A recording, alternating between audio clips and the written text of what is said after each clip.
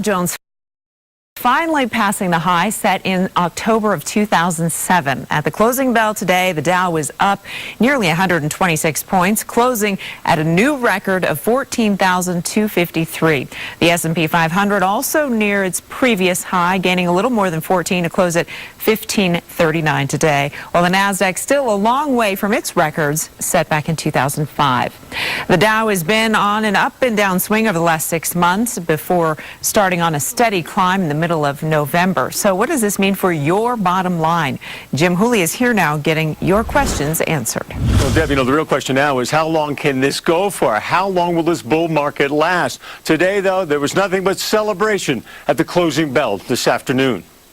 For many in the market, today's new record is almost unreal.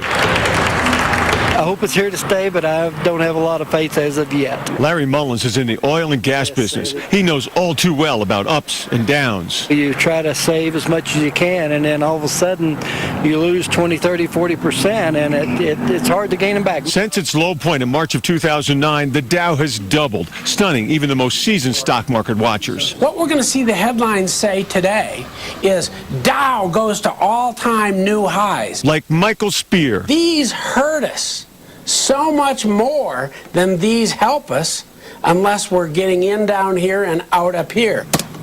Speer believes the market is doing so well because it's being artificially pumped up by the feds. We've had tremendous infusion of cash by the federal government into our system. But Speer says today's record close is great news for anyone with any amount of money in a company 401k. It's good for my 401k, it's good for my investments, but I think it will be short-lived. The experts say you have to be careful in these heady times. Enjoy the record numbers, your healthy investments, but always have a plan. As you look at your 401k at work and you go, man, this is awesome, it's really been going, now set a point at which you say, I'm not going to let it go back down below this particular point, and stick with it. Don't let your emotions take over. Use your brain with your money.